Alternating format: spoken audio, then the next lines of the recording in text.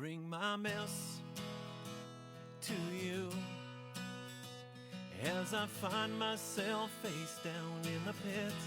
The weight of sin clouds my view, caused by no one else or no one. All my hurt and pain has stripped all my joy and darkened my days. I stand before you a broken man, in desperate need of your touch. Whoa. Wash me clean in your river, baptize me in your grace.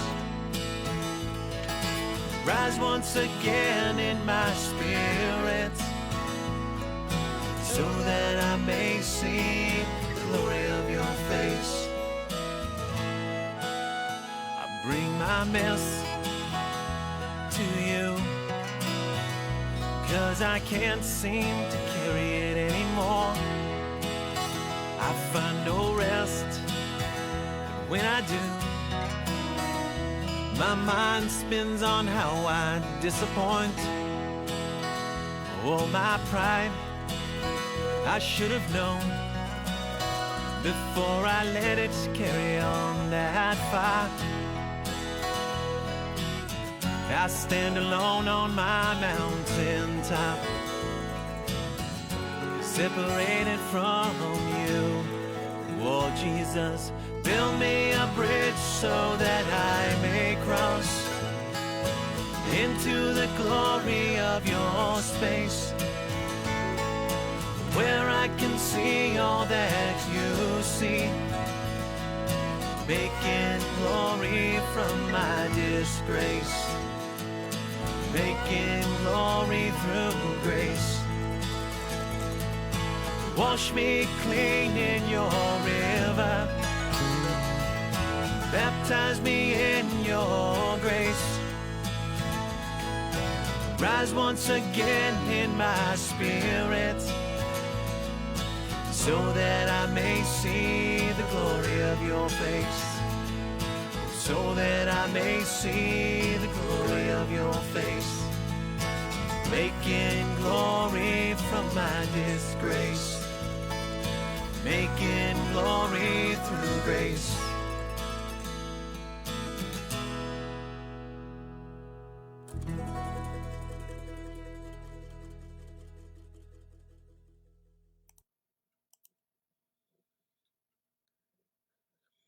Good evening, everybody. How we doing today? I'd like to welcome you to another episode of The Thread. I'm happy to see y'all. I'm going to give it a couple seconds, see if anybody else shows up. Reason I do this on a Wednesday evening is so I don't have to pull y'all out of your comfortable, warm homes on a cold night like this, and you can stay snug in your bug, and snug as a bug in a rug, and you can get a little bit of a lesson in the process. So, like I said, welcome again to The Thread tonight. We're going to look at the second to last parable we're going to look at, because we will, at the conclusion of next week's lesson, have talked about every parable in in Jesus' ministry. Every one of them. So if you've tuned in to any of all of these, you can kind of give yourself a pat on the back, because you've gone through a great portion of the teachings of Jesus, because he taught most of his lessons through parables, because he knew that his followers were not theologically trained. So he chose to use everyday events and activities to help fortify his lessons, so that the common man at that time could understand it. And this one is no different. We're going to look at the parable of the pearl of great value tonight. This is 2 little verses in Matthew 13. Now, I'm going to read them to you real quick. And then originally I found 10 lessons for this, but I pared it down to 5 I really want to go through tonight. So let's look at this. And it says in verse 45, "Again, the kingdom of heaven is like a merchant looking for fine pearls. When he found one of great value, he went away and sold everything he had and bought it. Pretty simple, two simple sentences, not real complicated. But it's funny how Jesus could say so few words and give us so many lessons out of it. And I like what Matthew Henry said about this. He said in his commentary on the Gospel of Matthew, he wrote this, that this parable is a true Christian is a spiritual merchant that seeks and finds the pearl of price, that does not take up anything short of an interest in Christ. And as one that is resolved to be spiritually rich, trades high.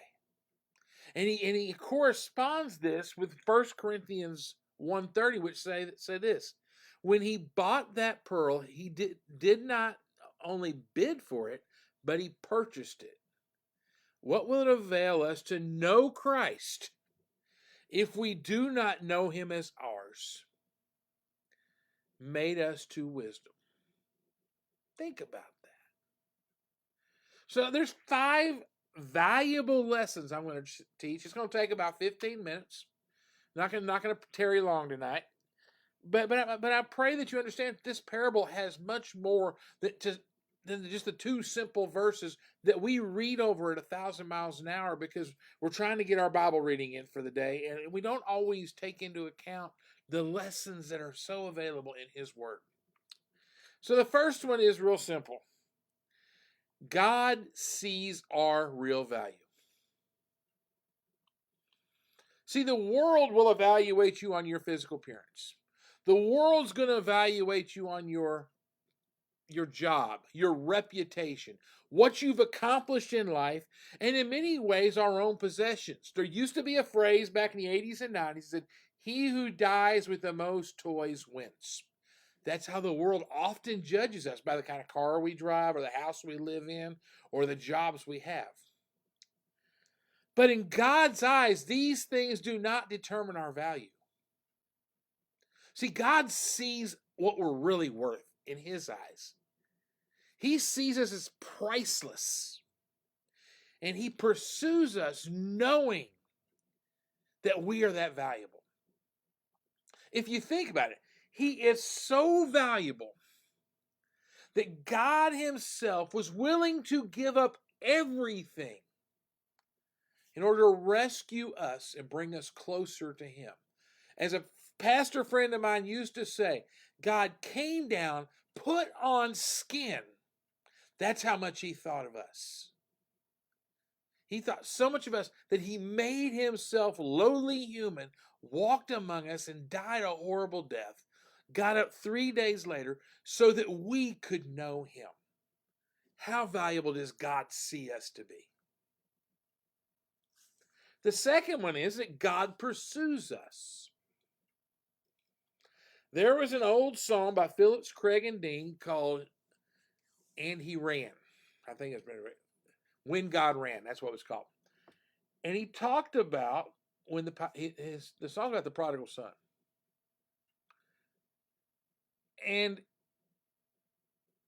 when he saw his son in the distance, he ran to him. I want you to think about that for a minute in context. In Jewish culture, the father did not run to anything. People were at his beck and call. He was not at anybody else's beck and call. So to see his son in the distance and take off running said something about what he thought of his son. And he pursued his son. He pursued his son. And when his son said, "Look, I'm sorry. I've made this mistake and this mistake," he didn't want to hear it. He was just happy he was home. Just as that man in that parable pursued, God pursues us. Because think of God in this parable as the merchant. And Jesus says the kingdom of heaven is like a merchant looking for pearls.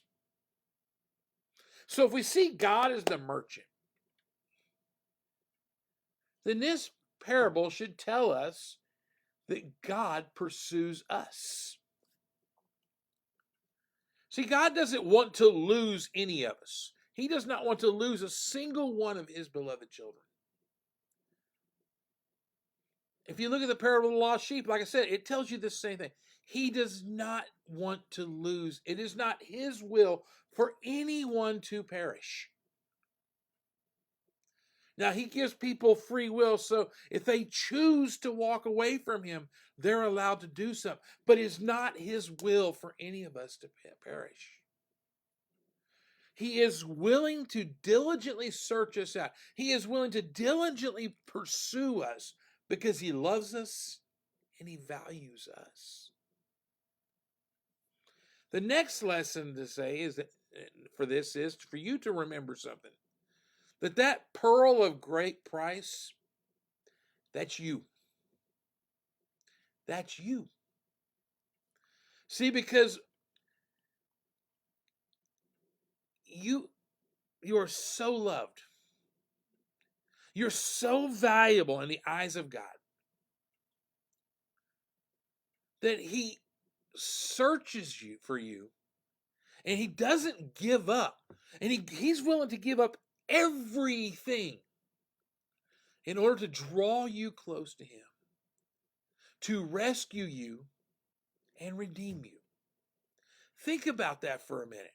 He loves you so much that he sees you as the most valuable piece of artwork ever. He loves you that much. And I think we lose that sometimes. We don't understand that. But he gave up everything for us. We are that pearl of great value.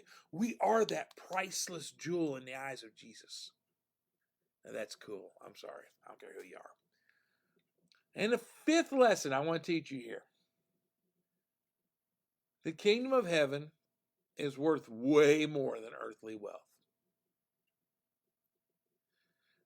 See, while it appears that Jesus describes the kingdom of heaven as the merchant, not the pearl, there is good reason to compare the kingdom itself to the pearl of great price.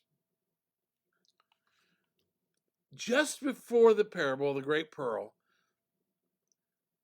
of this pearl, there is a parable of the hidden treasure, which we talked about a while back, which Jesus describes the kingdom of heaven as a treasure in a human field, in a hidden field. And this man sells everything in order to buy that field. The kingdom is worth more than anything on earth. It's worth more than earthly wealth. It is something that is so valuable. It is something that's so mighty, that is so great, that you and I should be willing to give up everything in order to attain it. See, our relationship with God is more valuable than anything, and I mean anything, that we could ever earn, that we could ever achieve, or that we could ever own. So I want to review what we looked at here. I said, God sees your value. He sees how important you are. He sees how great you are in his eyes. Yes, lowly Kevin, who makes lots of mistakes, Jesus thinks the world of. God thinks the world of. You, with all your flaws, no matter how great you think you are, with all your flaws, God sees your real value. Second lesson is that God pursues us. How many times have we figuratively tried to run from God only to come to our senses and realize he was right there all the time? Third lesson we had today is God gave up everything to rescue and redeem us. He sent his son. As Don Hastings once told me, he came down, he put on skin. Jesus was God incarnate. And he suffered and died on that cross. And he lived that perfect life that you and I could never live. And he did all of this so that you and I had a chance. Most of us are Gentiles. In the Jewish world, we didn't stand a chance. He gave us a chance. Fourth one is something to encourage you. You are that pearl of great price. You are that pearl. You are valuable in the eyes of God. And finally, the kingdom of heaven is worth more than anything on earth. So we should actively pursue it. I hope this blesses someone tonight. I love you all. I'm so glad you tuned in. If you're tuning in later, I hope you get something out of this too. Y'all have a blessed evening and take care.